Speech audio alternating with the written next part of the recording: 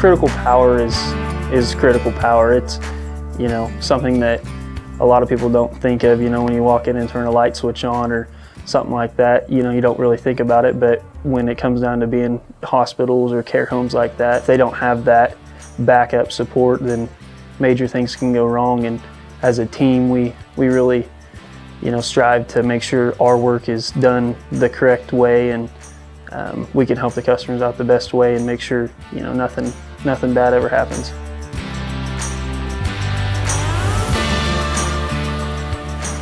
We do a lot of preventive maintenance around the Wichita area, and one of the big customers that we have is Wesley Medical Center. And it's kind of a difficult time because you can't really, take a generator offline to service it to make sure, everything's functioning properly. If we didn't do the preventive maintenance and something was to happen and power was lost and the generator didn't kick on and they had surgeries going, or anybody on life support or anything, electric wise, and the generator did not start, then they wouldn't have power, and a lot of bad things could happen, and there could be people that don't make it. We generally do the services at night, and we got to be out there pulling cable during the day, getting everything situated and ready for the night, and then usually we'll have to work from about 7 at night until 4 in the morning, 5 in the morning, to make sure everything's running properly and we can get everything done. It's really satisfying when you get the job done, and the customer's super excited. Nothing happened, and the job was completed, and kind of just seeing their excitement about everything being done and nothing going wrong is kind of rewarding. We got a phone call that there was some new personnel for Weatherford, and they were going down to San Antonio. San Antonio was having a huge issue with our product. They said our product wasn't performing as well as it should be.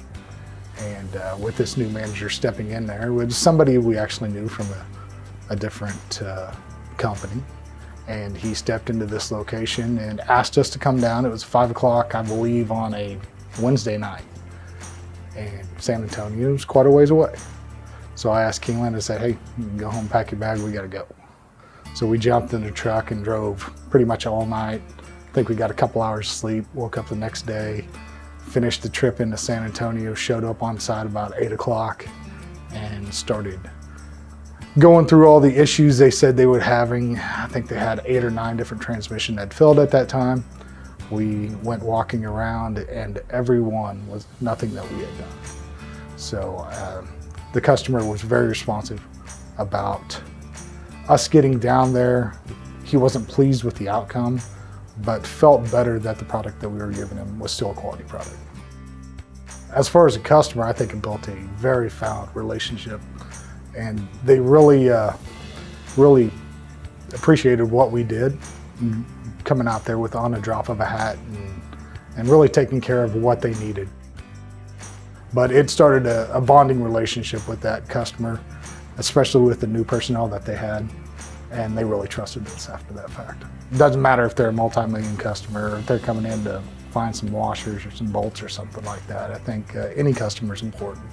So better treat them with the kind of respect they deserve when they come through the door, especially if you're representing Central Power. One of my favorite stories that I like to tell about taking care of the customer is Neil McCoy, country artist, motor coach, broke down in Colby, Kansas, on his way to Montana to do a show for a fair. Showed up, it was just low power, plugged into it. Me and the technician, Rod, at the time, were diagnosing it. We weren't sure if we were gonna get it finished that night, and we were trying to do our due diligence to get it diagnosed in time to get him back on the road. They took control of the situation, got a turbocharger ordered in for him. Being a bus, there's nothing easy working on a bus. So on that one, ended up having to climb in from the backside and straddle the transmission while taking the turbo off. The turbo has been on there for a while, to say the least, so the bolts were rusted, nuts were rusted on there. Rod was on the outside. He was handing me the torches and the wrenches to get it off and loosened up. that night was probably the worst, was sitting on it, because they were just coming in off the road, so trying to diagnose it that night sitting on top of a 200-degree transmission wasn't the most comfortable thing. He burned his ass doing it, yes. Neil needed to get to the show, and we weren't going to be able to get his motor coach up and running and get it to where he needed to be. So Milt, our service writer at the time, decided that he thought maybe he could help Neil out, offered up his pickup for Neil and his band to get to Montana, but they said, well, it's probably not quite big enough to tote that trailer that we got behind that motor coach. Milt's like, all right, I got somebody.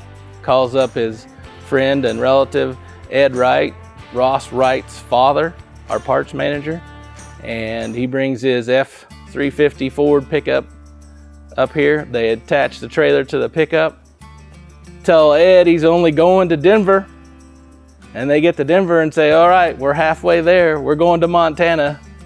And they get to Montana, perform the show, and Ed gets to be up on the stage and perform with Neil McCoy.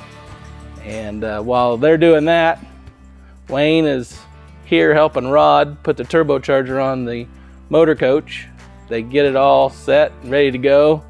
And Milt gets to ride shotgun in the coach, looking out for deer on the way to Montana in the coach.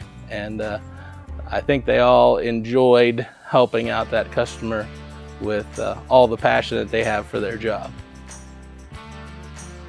Neil was so grateful that he even took the time to give us a shout out on Facebook during his Pledge of Allegiance every morning that he does. Good Sunday morning, everybody. Hallelujah. I want to give a big shout out to Central Power Systems and Services in Colby, Kansas, who worked around the clock, figured out what's wrong with our bus, got us a turbo, and got it on today. And it just got here to pick us up where we are in Forsyth, Montana. And we were just getting on the bus here. It's about 3 o'clock Mountain Time, so we're tired.